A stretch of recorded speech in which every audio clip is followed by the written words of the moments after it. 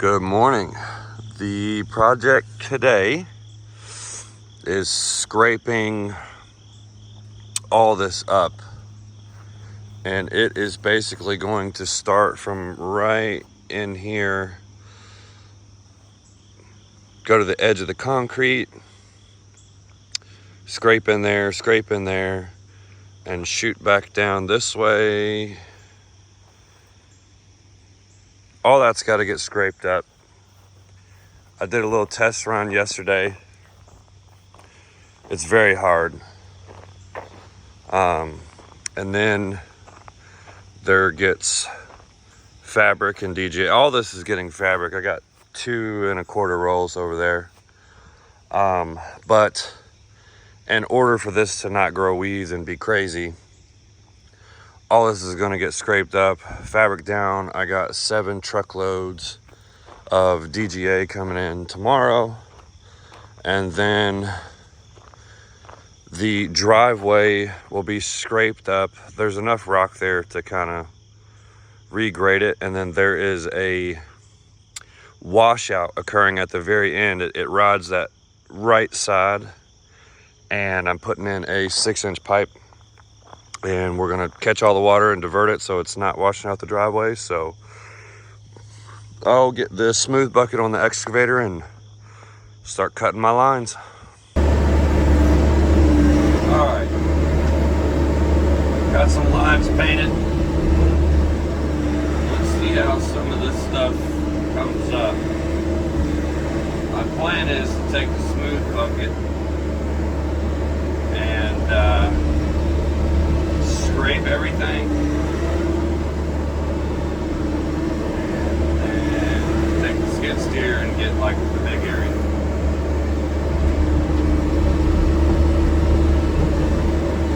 It's a shame. There's a really good base down here, but nobody put fabric down, and weeds are growing through everything.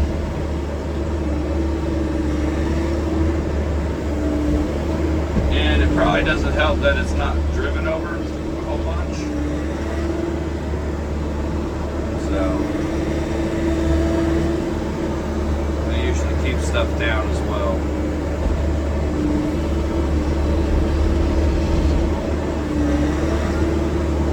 But not going to be a whole lot of anything new filming today. Kind of just this. And I'll probably film every now and then. I got to put that drain pipe in down at the bottom, but it's going to take me a while to scrape everything up. Just these edges. See, that's some nice looking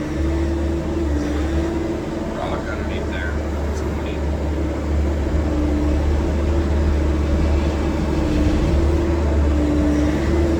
By the time you got to go through all this stuff, I mean,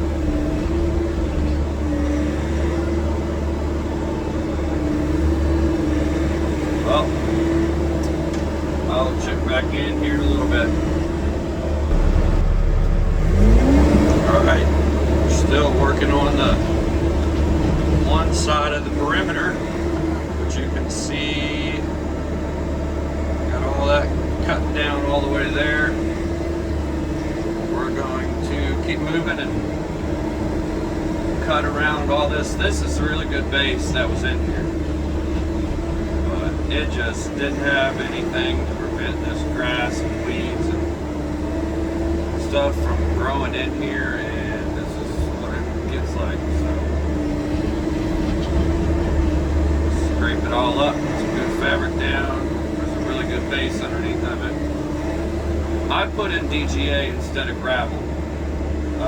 Gravel just seems really loose, and I don't think it looks. I think DGA, once you lay it down, track it in, people drive over it for years, it's kind of like the best road.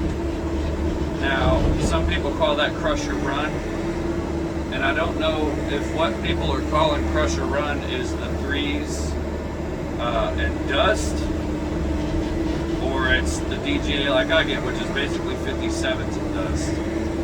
But it's like 57s, number 3s, and dust. and it's awesome. Good stuff. It's cheaper. You wouldn't think it would be cheaper, but it is per ton. It's I can't remember, but it's like $3 or $4 cheaper per ton than like 57s or number 8s. I gotta be careful here. All around this barn. This is a pretty cool horse barn. I'm gonna ask the owner later if she doesn't mind if I take a little bit of video or pictures inside, because it's pretty cool. And I hope she does something with it. I know she talked to me about maybe doing like a venue, but like, you know, this is her getaway place, and I can see why. It's beautiful, absolutely beautiful out here. But the inside's really cool. Oh, it's nicer than people's houses. So, but when I start coming back down the other side, which is a shorter run, I'll probably start filming again. There's a little termite thing.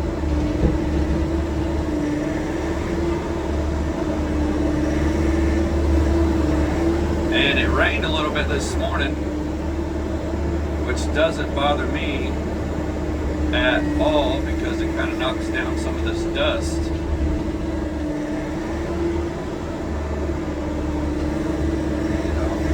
It's been very, very dusty here the past couple months. We haven't had a whole lot of rain, which I'm not complaining about, because damn, when it rains in Kentucky, it just rains, and you don't know when it's going to stop. It'll stay wet for a long time. I think 2019 we had, I think that was the wettest year. And man, every time you turn around, finish a drainage project, here come a monsoon. You know, washing away all your grass seed, you have to put down more, and it's kind of a pain. Trying not to hit these doors.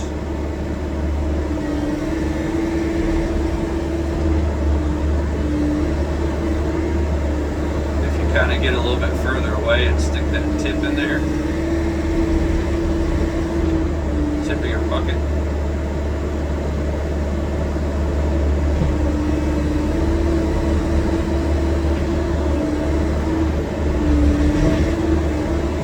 We gotta get squared up with it now.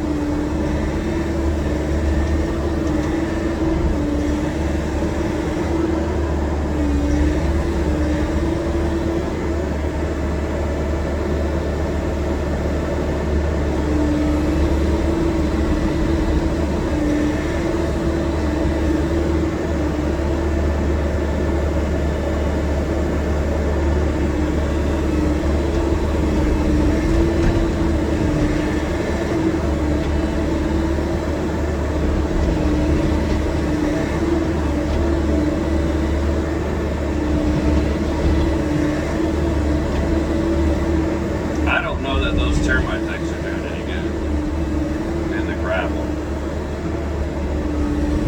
I mean, maybe in the grass, but you know what? I'm not going to speak on that because I don't know how it works, but you would think that having them in the gravel would, I don't know if you need them in the gravel or the dirt. I've always just seen them in dirt and landscaping. I don't think I've ever seen them in gravel. And I think that's why I'm saying that. Yeah, I don't think I've ever seen termite things in gravel. So that's a first for me.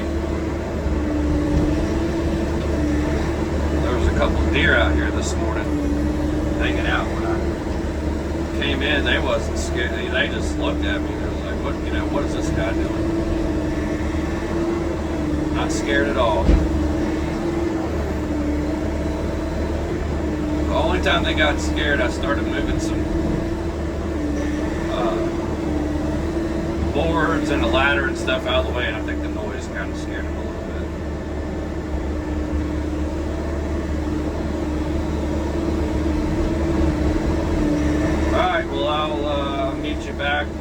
the other side. Okay, we're back on the other side now. Got probably 50 more feet to cut in till we can jump in the skid loader and start moving this stuff out there. And I said we again. It is no we, it's just me. Anyways, so this is coming up really great with the smooth bucket. I don't know how the skid loader is going to do, kind of peeling it. I don't have teeth. I think that might probably be like better at cutting than the smooth bucket would be on the skid steer, but you know what, if not, it's not that much to scrape up with the excavator. It's been an hour and I've already got almost all the perimeter scraped in, even up there where it got tedious along the barn. As you can see, I have to take a shovel and kind of fine tune it up next to that concrete. I don't want to. Well, I'll probably see what I can get to get with the skid loader traveling next to it. You know, put that corner up against the corner of the bucket up against the concrete and see if I can't get a little bit more before I take a shovel to it. Is what I normally do.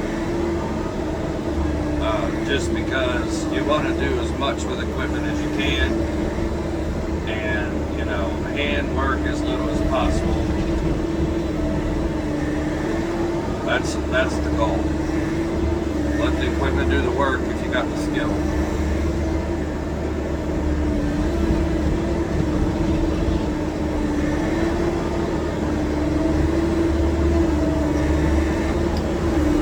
Like there might be a little bit more rain coming too. Can't tell. Because I have a little radar, but I'm just saying for right now it looks like it's just something's coming this way. It'll be fine. Nothing getting muddy today.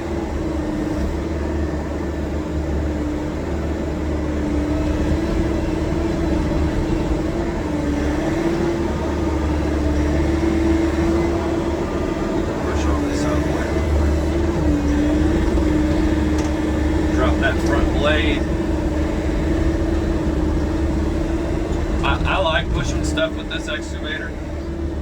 I don't do it a whole lot, but I tell you what, just the weight of this thing alone, you put this blade down on something, it's cutting and it's pushing. So I do like that. I don't do it all the time. Most of the time I'll have to bring the skid loader on the job anyway, and I don't need to do stuff like that, but just to quickly get some stuff out of the way and not have to jump into another piece of equipment. It's great. And that makes me want to talk about angle blades. I was told to get an angle blade. I don't know.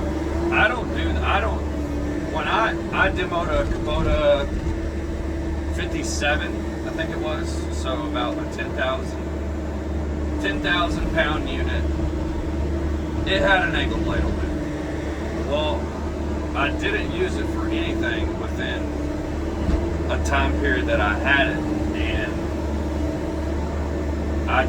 I don't know, I don't think that's gonna be something that I really want. It is a lot of extra weight, and the blade sticks out a lot further. Like this blade, you know, that's probably 16 inches from the front of the track to the blade.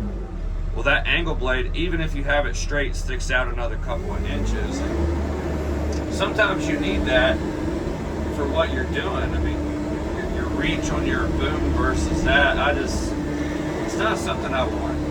Some people might like it, love it, cool, but it's not for me. I don't want an angle blade on my excavator. Everything serves their purpose. The main thing that I liked about this, which was I was not going to get an excavator without it, is the I got the hydraulic bucket exchange, so I don't have to get out of the cab to change buckets. And I did that for 4 years. So that's a huge thing.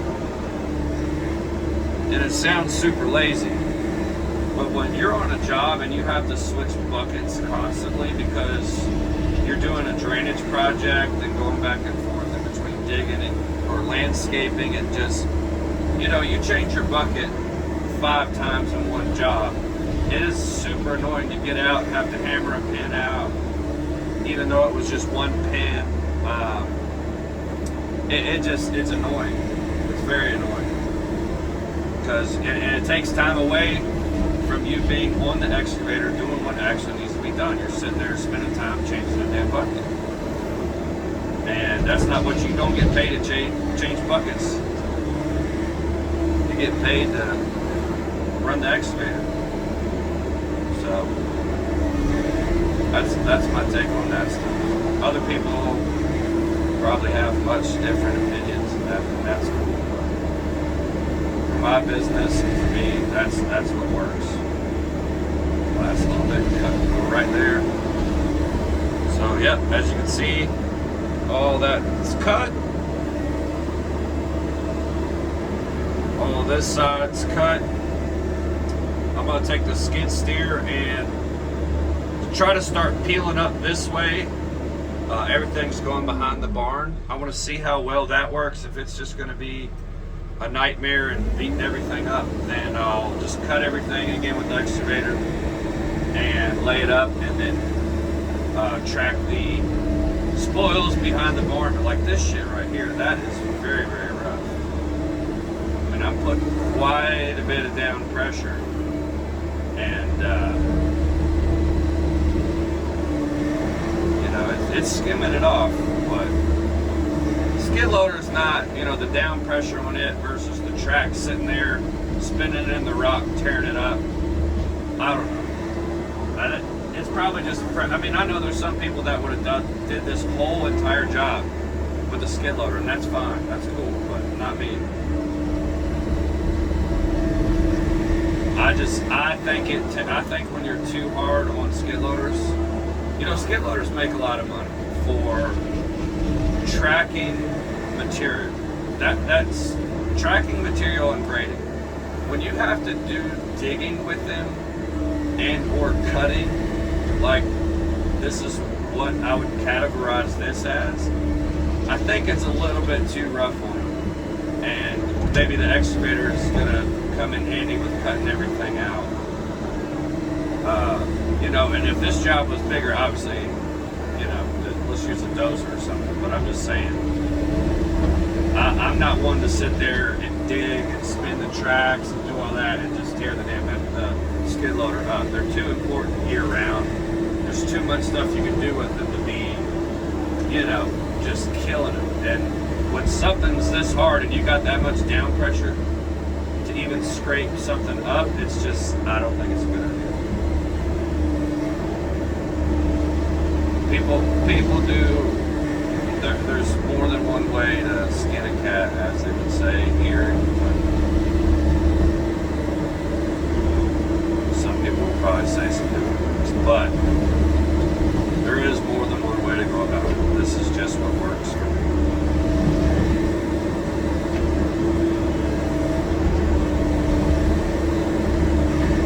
So I'll probably today,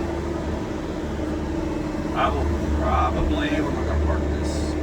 Park at the beginning of the travel. I will probably film out, I'll set the camera up somewhere outside and film in a time lapse or something. Putting, you know, grading when I get the DGA in tomorrow. I don't do a whole lot of outside filming. I don't know if people like that more than operator view like you're doing right now. I do a lot of operator view inside of the skid steer, and I never really film outside much, but I don't know if people like that. I think maybe mixing it up might be a good idea. So I think I'll do that. I don't know if I'll do that today or I'll do that tomorrow.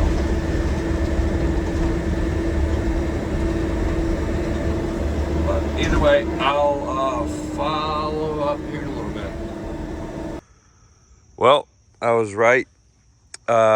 Stripped everything but the smooth bucket.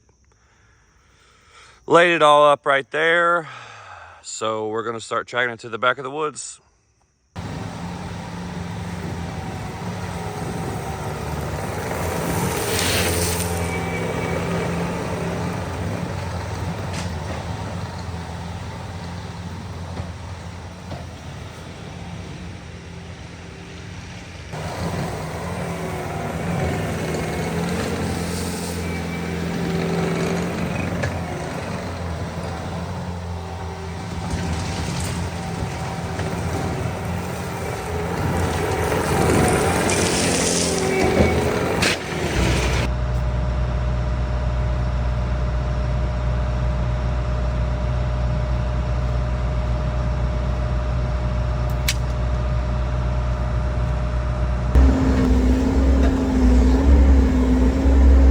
See if you can come roll it with your feet.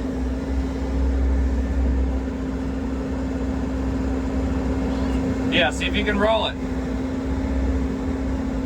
Keep pushing it.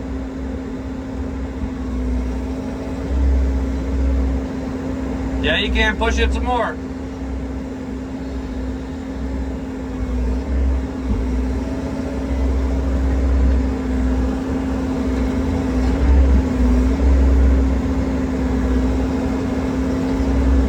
There you go. Push it some more. Yep, keep going.